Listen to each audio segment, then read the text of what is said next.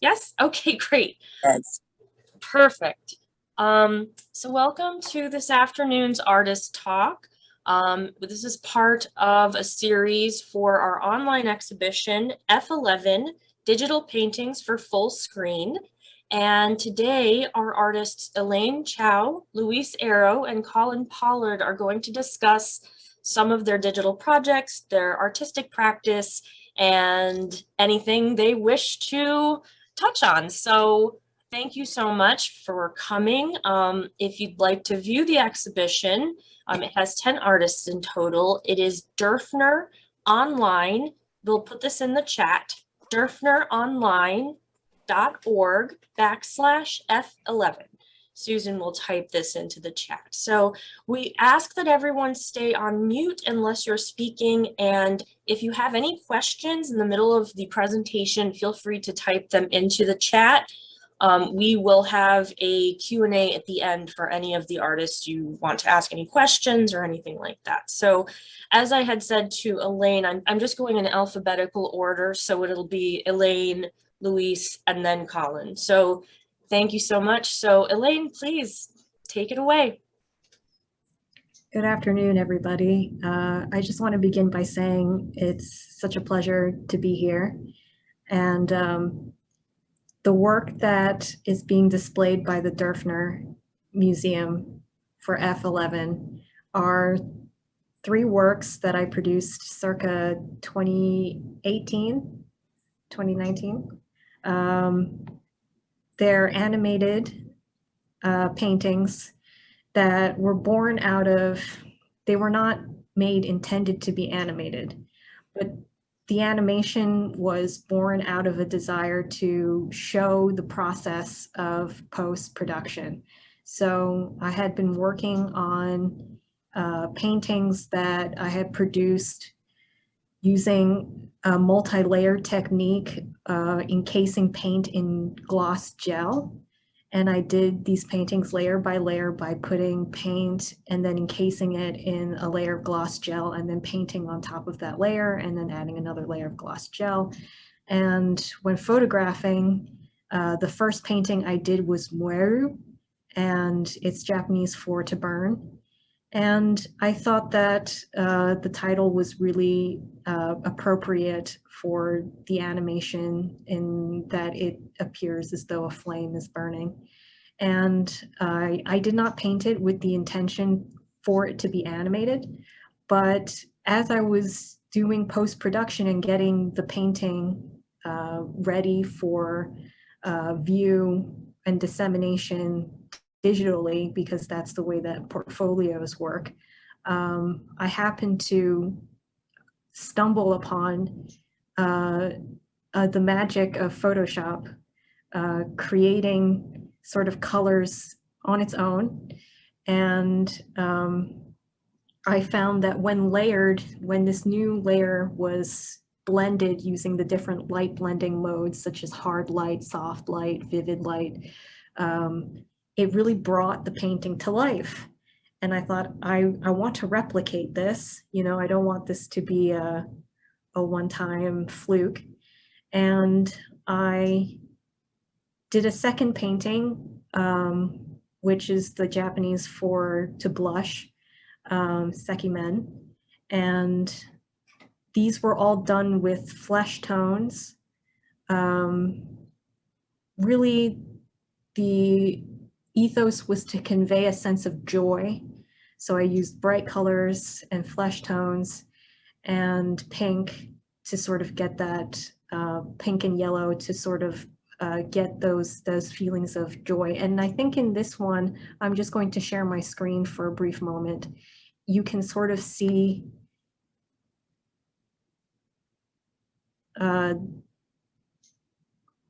this is a still from the animation, and you can sort of see the layers of the gloss gel and the strokes being layered on top of each other using gloss gel encasing the paint.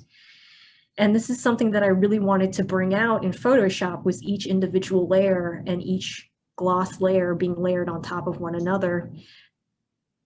Because in painting, when you build up a surface, oftentimes you lose those those layers laying underneath. And I wanted to really show as kind of like a transparency and bring that out in the photograph. Sometimes this would get lost so often, and you can see, you know, these were the different layer blending. I have lighten, lighter, linear burn, multiply.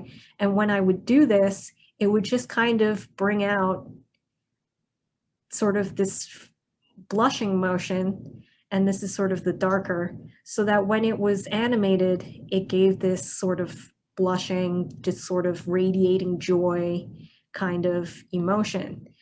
And the most effective, I think, is umie, which means towards the sea. And this is a frame from umie.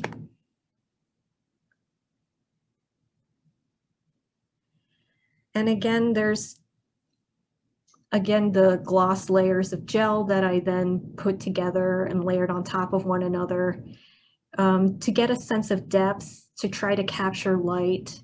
And I really had the sea in mind when painting this one. So I had in mind the ocean. Elaine, we don't see that one. Oh, no? Oh, I see. Screen sharing is paused. Okay, it's back to this screen.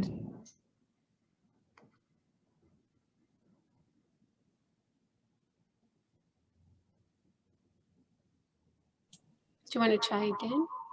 Yeah, can you see it now? Yes. Okay. And what I did was do some optical distortion in layering. This time when I layered and did the different light blending modes, I shifted the top layer a little bit so that there was more movement in the frame to frame progression. I added some light pinks to get sort of a soft feel, and all of that is encased in gloss gel that lies on top of the surface to be able to capture light and also get that light blending. So because the gel is reacting with the light, I'm also able to get some really unique light blending that when layered, you sort of see, when put in an animation in progression, you get these sort of going in and out of the depth of the painting. And this is an image where I sort of played with, you know, getting some of those layers even more X-rayed, even more so getting the different layers that are in a painting, because oftentimes in a painting you only see, for the most part, the very top layer, and those bottom layers are kind of, you know, how they help build up the surface, but they get buried underneath a top layer. And this is the 3 works that I have for the digital museum, and I'll just share briefly some of the works that I've been doing recently. I've been working on some constructivist work, some definitely still color expressionist, but they're taken from works by Paul Klee. And I'm really inspired by one of his works in particular, Eros. And that brings me to Freudian psychology, the Eros and Thanatos drive, the sex and death drive, and the story of Cupid and Psyche. So the Greek story about the Greek god Eros and what we associate now with our psyche, which comes from breath of life, is the Greek meaning. And I am just going to share some of these photos. This is what I've been working on most recently. And there's the use of arrows, which is prevalent in the work of Kandinsky. Also, Paul Klee, he used arrows, and he wrote in his book Temporis. If anyone's looking for reading material, the book Temporis is a really great collection of Klee's work and also his writings. And I'm just going to share another one.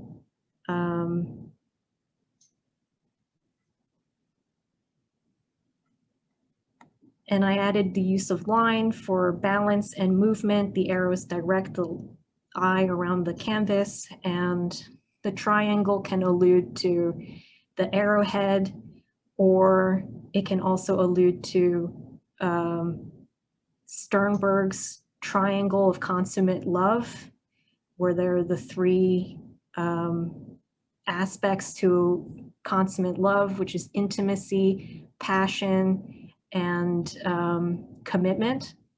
And you, on the sliding scale, if you are losing one of the points, you kind of have an unbalanced triangle. And this is sort of all about trying to maintain that balance where things are tentatively touching and there's tension and release, almost like an arrow being pulled in like a projectile. And the color scheme is also creating tension with the red and the blue. I'm looking to portray sort of inner harmony being achieved within a single being, where there's the male archetype of Eros and the female archetype of Psyche, both inside a single human being, and they can achieve their, you know, at play, and ultimately achieve, you know, a state of inner harmony and a state of inner balance. Thank you so much, Elaine. That was wonderful. I think we're just at the time limit for the next presenter, but I also just wanted to share my own screen for a minute, just to show what it looks like when it's moving. Since so this is actually one of the works Elaine spoke about, and this is in the show. So this is one of three. So I just wanted to share that since I think it's really beautiful. So, okay. So thank you so much. So next we have Luise. Hi, Luise. Hi. Hi. I believe you're working with a curator from Duetto. Eu vou falar agora em português. Eu sei que você não deve estar entendendo, mas a Lídia da Duetto Art está aqui para me auxiliar na tradução. Oh, you're. Sorry, I was muted. So he's just saying, my name is Lígia from Duetto Arts. And he's saying that, you know, he's Brazilian, so he's speaking Portuguese for a second, just to let him know that if you have any questions later, or if he needs anything, I'll translate to help. Luís, você pode falar. Então, ok. Eu vou começar a falar e mostrar os trabalhos que estão na F11. Okay. So you start to show the works now and explain them to you. Pode falar.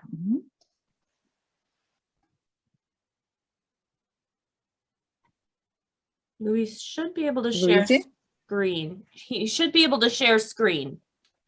Right. Hi. Luise, pode começar a falar e pode mostrar nos trabalhos. Okay.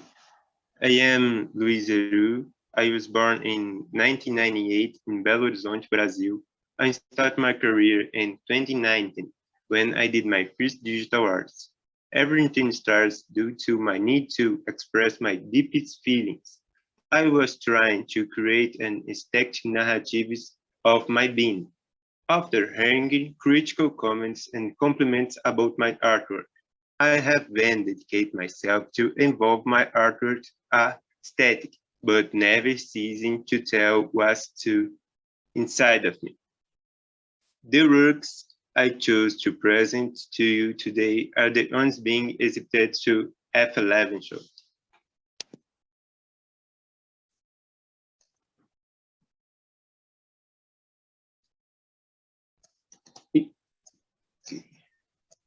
The first works called Masculinity, created in 2020.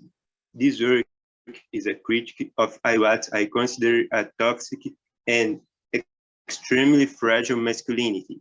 It is the image of a Black man standing in front of a box trying to fit in as he was told, choosing a fragile shape like porcelain does to assert his masculinity, an unnecessary act for an individual, but expected, almost imposed by the society and the generations before him. The second work is 58 Rua Ferreira Bretas, also created in 2020. This work is a portrait of my childhood with my mother, who I loved at this address. The boy standing at the door is a self-portrait from the disc I used to visit her. She had to give up my upbringing to my father's care so I could have the opportunity to study. I always totally struggled, totally different realities. The most joyful moments of my life were in that house, walking or standing barefoot by the doorway. This picture is very personal and very emotional, with many more details related to that time, but I don't think I have time to talk about that now. The third and the last work is Build My House. There were moments in my life when I worked as bricklayer's assistant, carrying bricks side by side with my mother's to build her home. Just like my grandmother who before me worked with me, my mother, to make something that become a home for them. This painted image is how I perceive my mom, a strong, inspiring woman, who I actually seamstress but could not pay some to build the house of her house. Well, this construction is not over yet. She is always on the move. She's faced problems which she does share with me because she is too generous for that. I am still living with my father. E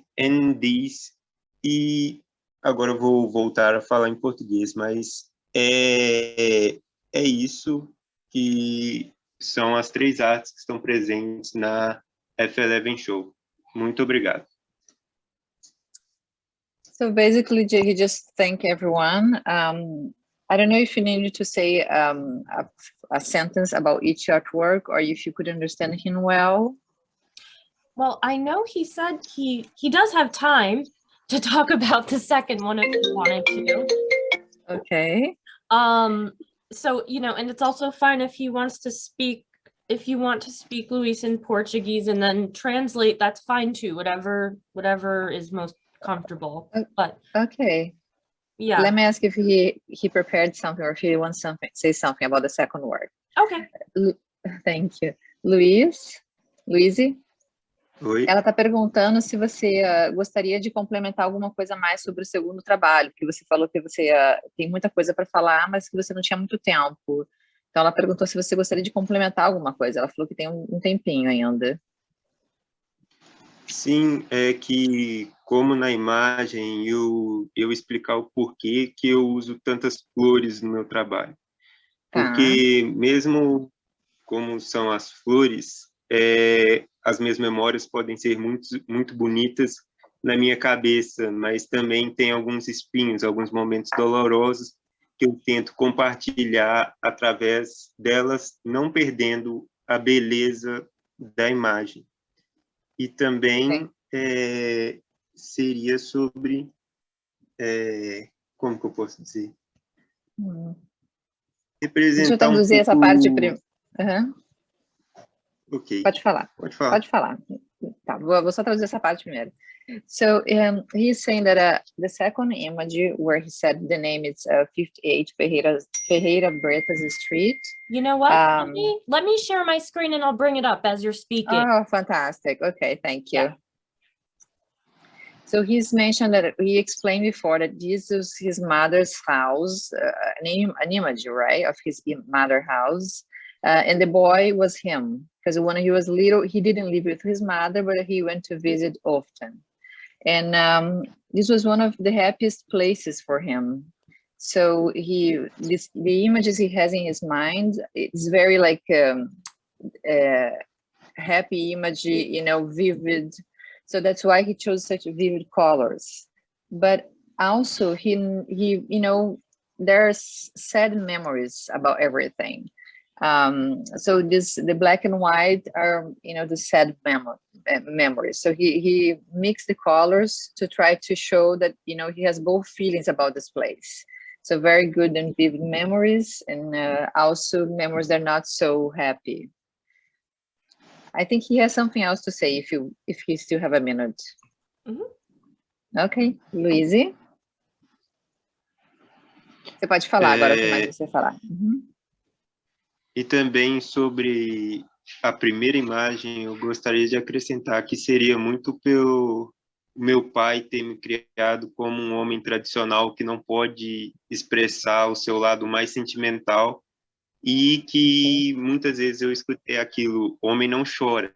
Então é meio que uma desconstrução a tudo isso que foi me passado de avô, pai, e até mesmo a minha própria mãe já me falou isso, sendo que ela é uma geração anterior à nossa. É isso. Okay. So can you put the first image now? I'm sorry. Yes, no, absolutely. Okay, so this is about the first image. Thank you so much. Okay. So this one, he says, he explained like the work is a critique of what I consider a toxic and extremely fragile masculinity. Because he said his father was very traditional. So he raised him in a way that was very tough, very like, you know, you are a man, you cannot cry. You have to be very strong. And, you know, he doesn't think that is true. I mean, some moments you want to cry, right? Even if you're a man, because you're human. So was part of his, when he was raised by his father, he said also some influence from his mother, his grandfather, who used to say the same thing for him. You cannot cry. You have to be strong. You cannot be emotional or show emotions. So that's why he did this work. He feels like, you know, this guy, he's just trying to fit in something that they said to him was the right thing, the right way to be. That's it. Thank you. Luise, é isso? Só mais uma coisinha, é que essas reproduções dos homenzinhos seriam a masculinidade sendo representada como o bonequinho de porcelana, porque é muito frágil. Tipo, se você chorar, você já não é o homem viril, tradicional que dizem ser. Entendi. So he's saying also that these dolls, like these boys in the boxes that we see, it's like how fragile the masculinity it is, because you know you cannot cry, you cannot do this, you cannot do that. So he feels like it's too fragile. It's like a doll. Anything that you do wrong, you know, it breaks your masculinity, breaks who you are. So that's it. So thank you so much. He'll be waiting for questions in the end. Thank you so much for joining us, both of you, and for translating. This was wonderful to hear more about the work. So I will move on now to Collin, Collin Pollard. So thank you so much for being here with us, and take it away. Great, thank you. And just really quick, is sound good? Okay, cool, awesome. Hi everyone, I'm Collin Pollard, and I'm a visual artist currently based in the San Francisco Bay Area. And just kind of like before I want to get started, I just want to thank everyone at the Dürfner for organizing the online exhibition, as well as organizing this talk, and also to all the other artists that are included in the show. I was blown away just by the overall quality of the work. And I think that this moment in time is really interesting for kind of artists who are working in the digital medium. And I'm curious and excited to see kind of how it moves forward as kind of time progresses. So just a quick little background. I graduated from the San Francisco Art Institute. I got my Master's of Fine Arts just this past year in 2020. And while in grad school, I focused primarily on architecture photography and kind of going out into my immediate surroundings and taking photographs, and then going into post-production after the fact to kind of create new spaces. And then of course, when the COVID-19 pandemic hit, kind of everything shifted. So not only were the grad shows canceled, it was the entire world kind of stopped, and we had to shift our perspective. So instead of being able to go out and take photographs kind of the world, I really retreated and wanted to think about the digital space as a means of escapism. And while my kind of previous work that is so rooted in photography, I find that this kind of new process of work that I'm still kind of working out, you know, all of the kinks to, has a lot of kind of overlap to that. So the work that I'll be talking about that was included in the exhibition are my computer screenshot paintings. Let me see if I can remember how to share my screen. Hopefully it's not too difficult. Let me see, how do you? There should just be a button that just shares screen. And then should I, oh great, and then should I do desktop? Well, it'll give you an option of which screen to share, like a browser or an application. Oh, I see. I wonder if I can just do here. Oh, let's see, okay. Let's see if this works. Can you all see the 3 files? Okay, great, awesome. I just want to make sure. So for the work that I submitted for the show, I really wanted to think about, like I said, kind of finding the gap between photography and kind of just digital processes, especially since my photo practice was so kind of based in post-production. So when COVID-19 hit, obviously we were kind of all forced to kind of stay in our immediate surroundings. And I really started to think about how our computers and phones, I mean, can ultimately take us wherever we're trying to go, while kind of simultaneously keeping us, you know, stagnant in kind of our chairs, and kind of what that process was like. So I was watching YouTube travel videos as kind of like a means to just explore how I was feeling, kind of feeling super restricted. And I kept coming across these naturally occurring YouTube glitches that would happen on kind of high resolution YouTube videos. And then I started thinking about how, because if you would go back in time in the YouTube video where the glitch had happened, it would obviously no longer be there because of all the loading that was kind of being done behind the screen. And I started to think about the relationship of kind of taking a computer screenshot of these kind of ever fleeting digital glitches, and kind of trying to find or bridge the gap between that and just walking around and taking the photograph with the camera. So all of the work that was included uses digital glitches as kind of like the base outline for the piece. So I'd be watching a YouTube travel video, and then a glitch would happen. I would pause the video and I would take a screenshot, and hoping to kind of bridge that gap, as I said, to kind of taking the photograph. And then from there, I would go in Photoshop and I would kind of configure it And I would go in and I would do kind of basic saturation kind of adjustments and kind of using Photoshop in, a quote unquote sloppy way, which also was kind of a new shift for me as I was, as I kind of studied Photoshop, as like a photo retoucher, for example. So I was really interested in trying to go in and kind of break all the rules that I'd already learned. So I kind of did the base glitch, and then if the YouTube video kept having these naturally occurring glitches, then I would also screenshot those and then recompose them in Photoshop and kind of go in and just do a general kind of messy edit. And what I really started to notice is that in the YouTube travel glitches and kind of subsequently like travel photography, being so oversaturated, especially during a time when all of us were so confined, I really started to notice that all these glitches actually resemble landscape paintings in so many ways, and maybe more of an abstract way. And then I wanted to think about the glitches as kind of their own landscape, especially considering how vast kind of like the digital space is. And especially during the COVID-19 pandemic, when all of us were online all the time, it really kind of got me thinking. So this piece, for example, was one of the first ones that I'd made. And it was, and I can't remember the exact YouTube video, unfortunately, because I've got so many screenshots of and now it's kind of like a daily practice of just kind of having this archive of screenshots to go through. So here is one that was composed of 3 different ones, all from the same YouTube travel video. And then also too, I really wanted to bridge a gap, especially now in my current practice. I'm really interested in kind of bridging that gap between photography and kind of a more expressive painterly process. Let's see, great, okay. And then moving on to this piece, it was a very similar process where it was a YouTube travel video, and this one was in Petra, Jordan. And I was watching a YouTube video on that, and these really, kind of very elaborate YouTube glitches kept occurring in this, 10-minute video.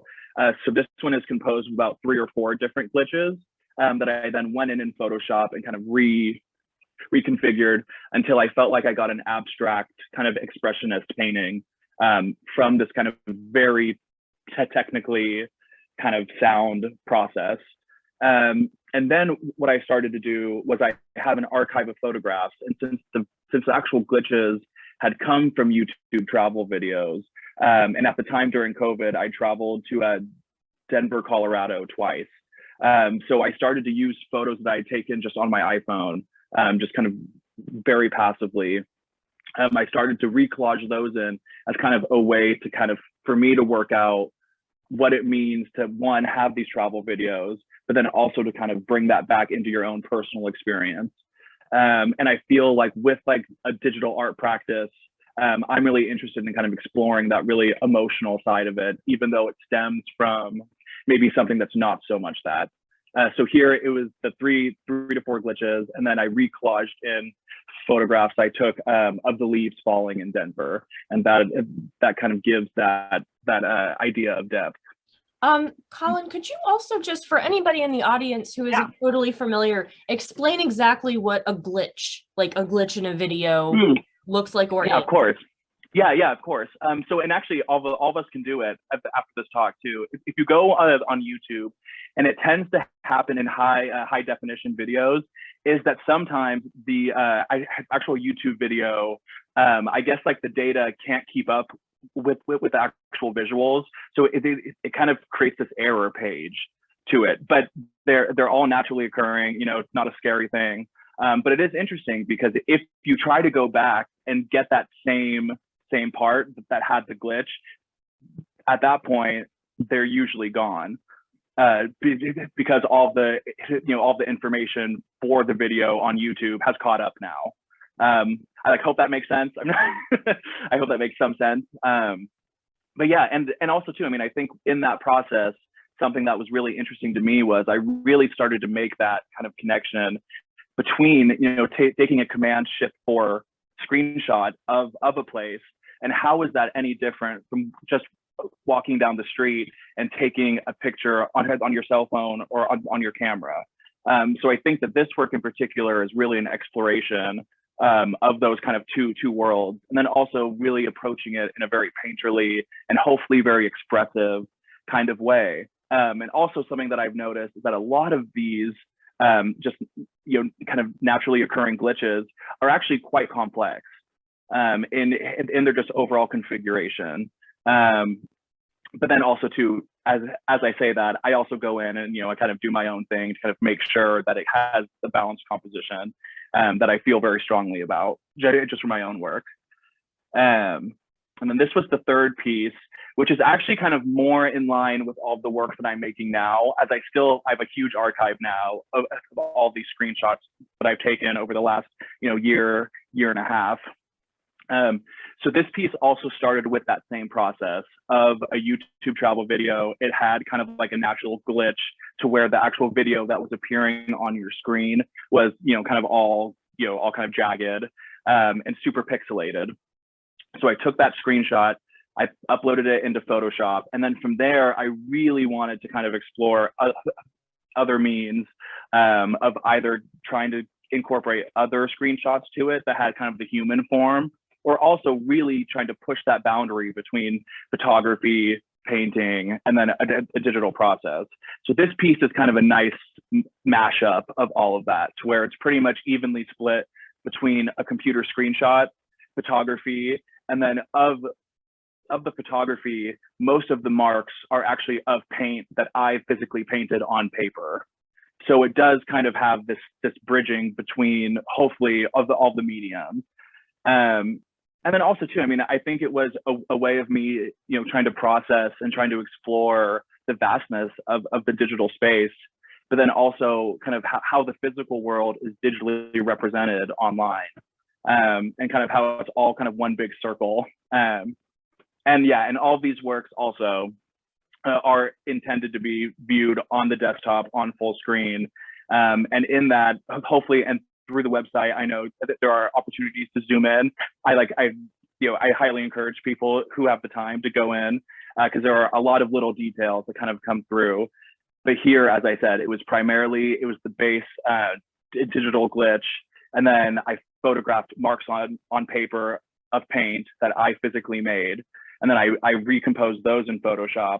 Then I also combined photographs that I'd taken of the natural landscape to try and kind of bridge this gap, and kind of hopefully make a piece that's kind of, you can't put your finger on exactly what process it was used to make it.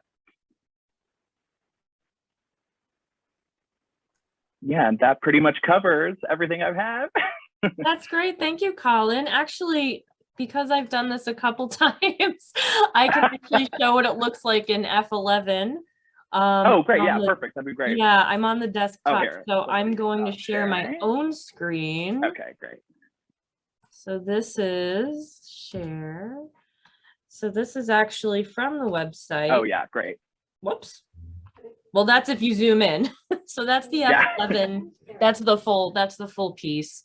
But as Collin was saying, you can zoom into all of the beautiful different parts. So, and that's the whole idea of the show, really, is that you expand the image onto your desktop screen just as one work, and that's your gallery, and you can look closer. So thank you so much for sharing that insight about your work. That was wonderful. Thank you so much. I really appreciate it. Yeah, my pleasure. So now we have about 20 minutes or so, 15, 20 minutes. If anyone would like to ask the artist any questions or questions about the show, feel free to just jump in. So I have a question for Collin. Well, first, congratulations for the event. It's fantastic. All artists are great. I'm really excited that we are seeing it. With Collin, I love the way you work. I mean, that you mix photograph with the digital work and other media. So how do you, for example, if I buy something from you, how does it come? It's like it's printed on paper or aluminum or canvas. How do you do that, please? Yeah, great. Thank you so much for the question. So pretty much all the work that was included in this show, for example, was all meant to be viewed on the desktop. But actually, I wasn't planning on doing this, but I've got, I usually do prints on canvas that kind of are varying in size, or I do prints on dye bond. I've done aluminum. I've done some fabric prints as well. So I think also too, something that I found really interesting, just in my own kind of self-exploration of my practice, is that most of the work starts off kind of with me wanting to make something that is physical and that is tangible. So a lot of the, for example, so all of the paint strokes that were added into the last piece that I talked about, I was kind of hoping to make a physical painting. And I always tend to kind of reach this point where I kind of do everything that I feel like I can do, in kind of like the physical space. And then I always kind of tend to know how to kind of move the piece forward into a digital space. So it is kind of like this back and forth moment.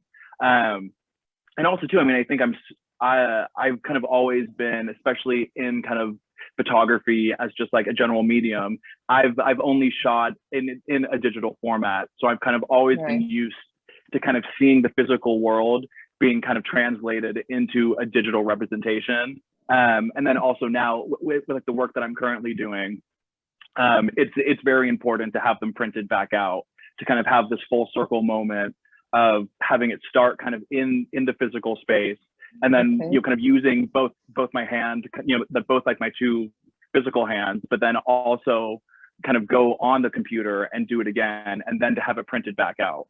But it also depends, Thank you.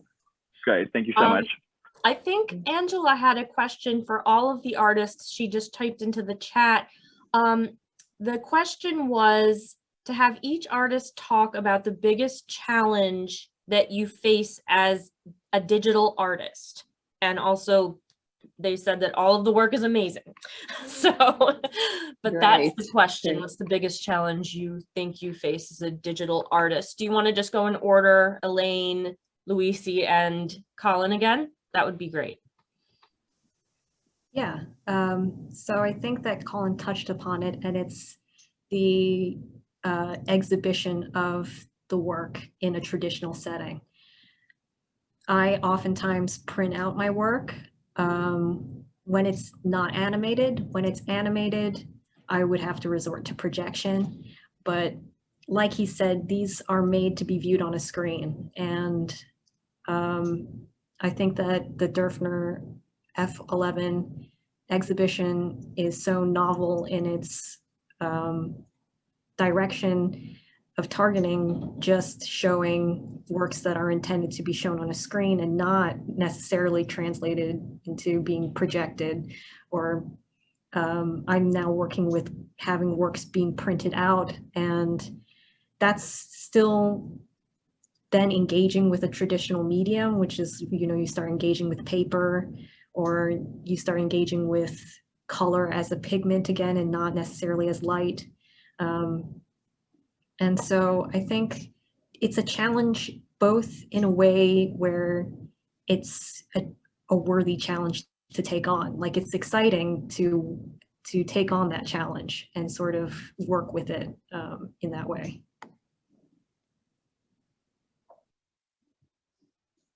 Great. So I'll ask the question out to Luise in Portuguese. Is that okay? Please, yep. Ok. So, Luise, eles querem saber qual é o seu maior desafio, né, para fazer a obra digital. Eu acho que é uma questão mais técnica agora. Sim, o meu maior desafio para fazer a questão digital seria por eu ter aprendido o Photoshop meio que sozinho, que mesmo com cursos ou a faculdade de publicidade que eu fiz, eu não tive aulas sobre o Photoshop. Eu tive que pesquisar, correr atrás para conseguir produzir o que eu produzo, porque também a forma física de produção para mim seria fora de contexto. Não teria como eu fazer isso. E seria isso. Tá, então quer dizer, basicamente os softwares, né? Tá bem, obrigada, vou explicar. Okay, so he is explaining that since he's a self-taught artist, because, you know, even if he has had different classes before, he never learned how to work on Photoshop, going to a class, for example, or other, you know, softwares that you have to do your digital art. So everything he learned by himself. So he says that this is his biggest challenge yet, because, you know, he has to be learning constantly in order to achieve what he wants.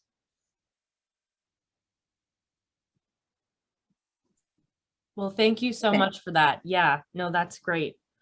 It's definitely, I myself have been learning a lot of these different platforms, so I completely relate to that. Great. So thank you so much, Luise. Sure.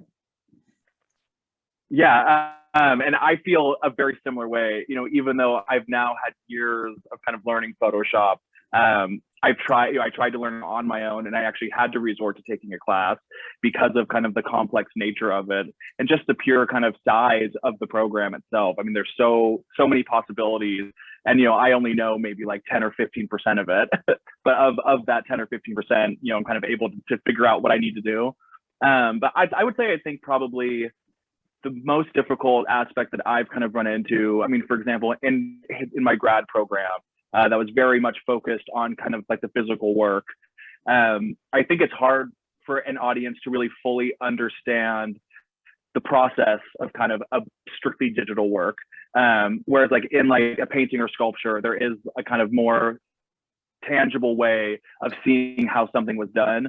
Whereas in kind of the digital space, I found that a lot of people who have come in contact with my work, you know, aren't even really sure what it is.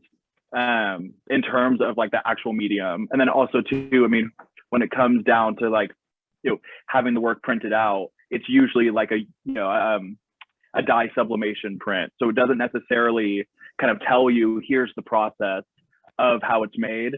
So I think that is probably the most difficult part, is kind of having the viewer spend enough time with it to really want to understand it. And I think though now, because of COVID and kind of with everything that's gone on and kind of everyone's lives being, I mean, just totally brought back into the digital space, I'm curious to see kind of how that moves forward, because I do think that digital artists now are being taken more seriously. And also too, I mean, I think it's a great medium, and it's something that I'm really proud that like that's a part of my process.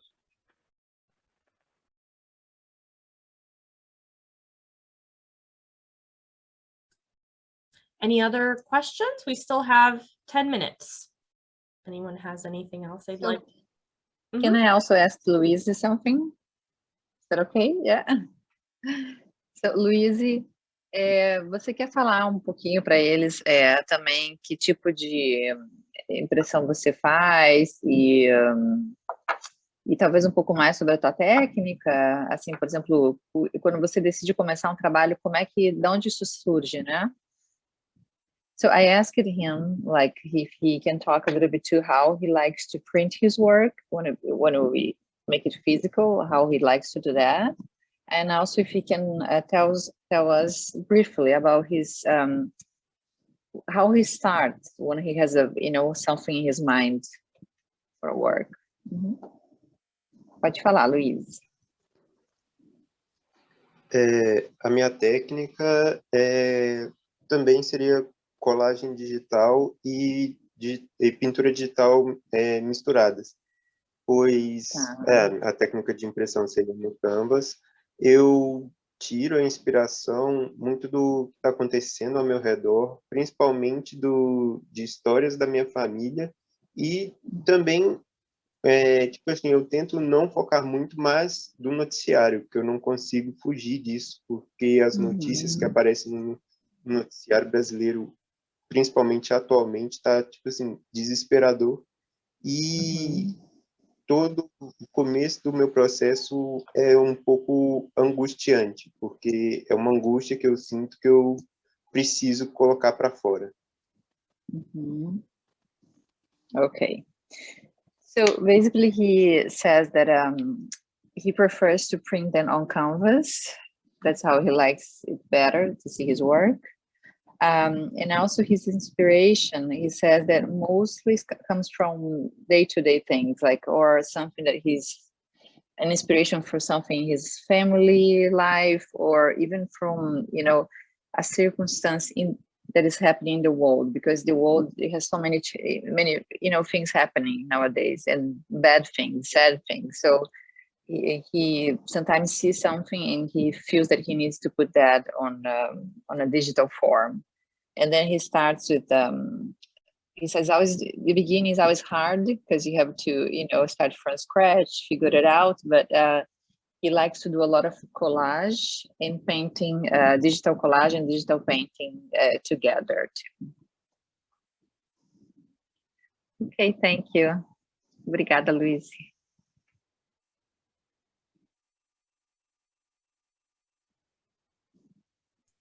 I actually do have one question for anyone that wants to answer, because a couple people, interestingly, after the first talk, had asked me, how do I buy their work? And I said, I don't know. I don't know how they're printing it or how they're producing it. Or, you know, it also brings up the idea and current hot topic of the idea of ownership in NFTs and how you can own a digital work. So whether you want to touch on that or just in general the idea of what is the market and how do you see your work being acquired or displayed, any thoughts on that would be really interesting from all of the artists or anyone who wants to comment.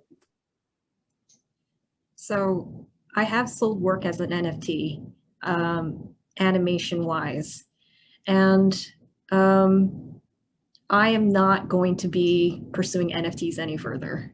I think that I've had my experience with them, and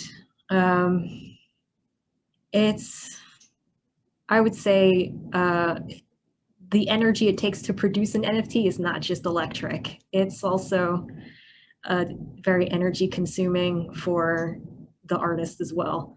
And I'm moving much more into print work. And when it comes to the work that's showing in F11, I would say that they're not for sale. They're animations that I think I can't conceive of selling as frames, you know, printed, nor can I conceive of selling them as an NFT. So I don't know if anybody else has experience selling NFTs, but I have jumped into the wild jungle of the crypto world and getting into those auction websites, and I've had my fill. If Yeah, I can mean, ask Luise. oh, sorry. Oh, no, go ahead, Collin. Oh, I mean, I was just going to say, so I actually have not dove into the NFT world yet. However, at the time, when it felt like everyone, you know, who had any sort of digital practice was kind of hopping on board, I was interested at that point. But I do feel like it's kind of a proceed with caution. And I usually tend for my work, especially ones that are kind of more in a digital painting, I do either single edition works that come with a signed certificate of authenticity, and then also have one artist proof. But so far, I don't have a huge interest in selling a digital file. And I think for me, it's interesting because there's an artist, David Bradley, who kind of does both. And he was talking about how his first love is seeing the digital file kind of on the screen. And then as soon as he prints it out, it does something different. And I've always kind of found that really interesting because for me, it's actually almost the opposite, to where for works that were included in this show, for example, I can't imagine them printed out. I love them kind of on this backlit screen. And that's part of the reason why I chose to kind of have them in the show, is to kind of make sure that they had this kind of illuminating light coming off of them. However, in terms of like normal sales, it's usually always physical work. And then as I said, it's usually single, a single edition, to kind of hopefully mimic the idea of a painting. I'm just going to ask Luise if he sold. I don't think so, but let me check, please. Luise? Eles estão perguntando se você já vendeu algum arquivo só digital, assim, ou no NFT, né? Não impresso no Canvas ou de outra forma. Luise? Eu ainda não vendi nenhum arquivo digital. E Tá. sobre NFTs, eu fico um pouco com o meu atrás, porque eu acho que seria a arte se transformando como se fosse uma moeda de troca, porque recentemente um quadro do Banksy foi queimado só para ser transformado em NFT e ter o preço de venda alavancado, por exemplo. Entendi. Então você tá. Eu vou explicar aqui. So yes, he never sold it. There's the same thing. Like when he does one digital work, it's just one. It's unique. He doesn't sell two of the same, but he prefers to do it printed. That's the way he used to sell, and he's still a little bit also has mixed feelings about the NFT. So he's looking into it, but not very eager to go through with it. Well, thank you so much. We